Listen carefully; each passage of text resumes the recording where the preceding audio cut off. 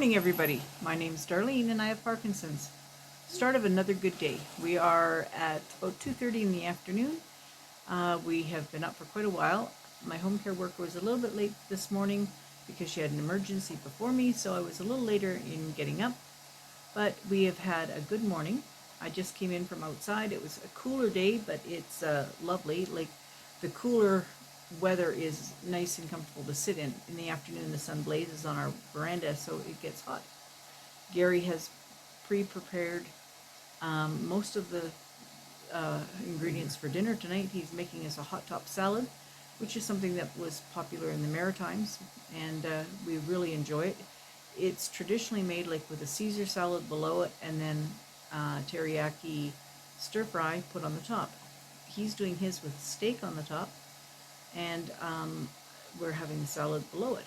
So anyway, it's his version of the hot top salad, and it's going to be absolutely delicious. I know that. So anyway, I'll show you part of that when we finally get to that point. Bill had a meeting today with the physiotherapist, and they're supposed to be giving him exercises that he will be able to do. Hopefully helps him. Yes, I see that you've got that. Hopefully that helps him with regaining his balance, and that'll be helpful.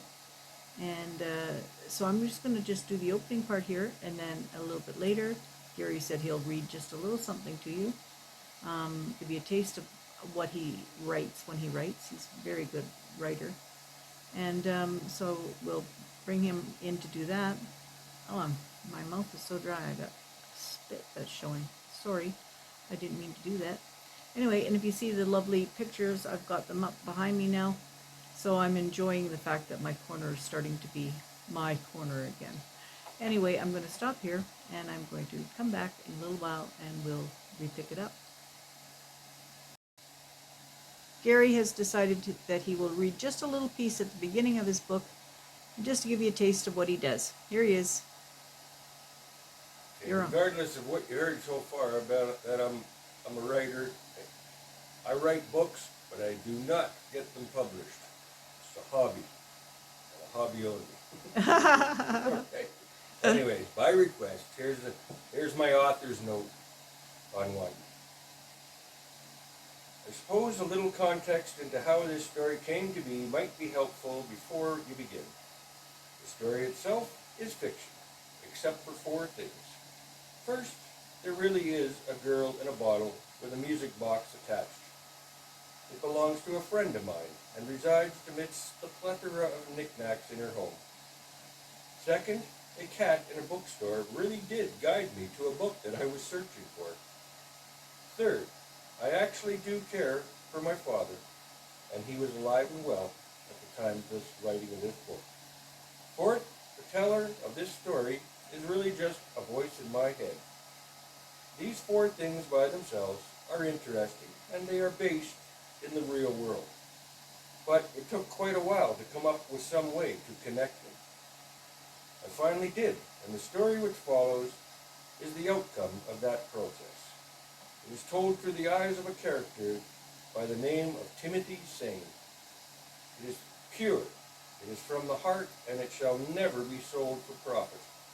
It is and will be forever done for art's sake. I hope you enjoy it, but if you do not, please feel free to put it to good use anyhow. Perhaps you have a tippy table that needs to be leveled. I love that part of it. And I can attest that the four things are true because I was with him when the cat led him to the book. So I can attest that that's all said and true. All right, we'll talk to you later. Toodles. I'm back. I finished eating a delicious dinner, a hot top salad. I'm going to insert a picture here so you can see what it looks like. I make mine different than Gary's, and his was absolutely delicious. He used tenderloin steak, cut it up very finely, and spiced it up in a pan with some grill seasoning, and then put it on top of a salad that had mostly ranch dressing and a little bit of Caesar salad. When I make mine, I make a straight Caesar salad on the bottom. Oh, and then you put taco shreds on the top. And then I do mine with a straight Caesar salad, and then I do a teriyaki chicken breast stir fry to put on the top of it with teriyaki sauce, and that's what I serve mine like. But anyway, it was absolutely delicious. But while we were doing that, we were laughing because I had thought of a story that I hadn't told anybody before. So this is going to be new to everybody. So before we moved back to Calgary, we were living in the Maritimes. And we were living in Nova Scotia. And one of the things that brought this to our mind was the fact that we were talking about the hot top salad is at a restaurant in the Maritimes, and that's the only place we'd ever seen it. We had never heard of it before. But anyway, so we got talking about different things, and I said, well, the apartment building that we lived in was a independent living in the upper floors, and it was a assisted living on the main floor. It had like a hairdressing salon. It had the kitchen and whatnot. So the people who had assisted living could have their meals prepared there for them. And people who were in independent living, if we wanted to go out, like say to a restaurant, but didn't want to actually drive or whatever, we could ahead of time order a meal down in the kitchen. So that was fine. It was an ongoing thing about how good or how bad the food was. You know, seniors, they like to get together and talk about their food. So anyway, we have always had good meals there and whatnot. But anyway, we were coming up to April 1st. And on the 1st of every month, we had put out, as a tenant association, we put out a bulletin, news bulletin, and gave all the updates of the things that were coming the next month, and, you know, interesting stories that people remembered and whatnot. And so I was the publisher of the articles. I didn't write any of them. I didn't, it wasn't my content. Everybody gave the content to me, and I just assembled it into the bulletin, and it was delivered out to everybody. Well, the person who was writing the front page story that particular month, he decided he was going to write that the kitchen staff got in trouble because they served crow to the seniors. Now, he did it on the day that it was published on April the 1st, but he made sure that the meal that they'd had the night before was a chicken meal, so there would have been little bones on their plates. Anyway, he went on in the story to say how the health department had come in and got them in real trouble because you're not allowed to serve crow just because they're seniors. That's not allowed. And then the story ended and the rest of the bulletin carried on.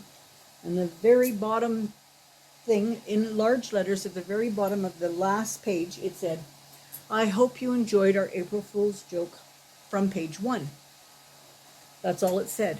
And we found out there's a whole lot of people who don't read their bulletin all the way to the end because they all believed the crow story.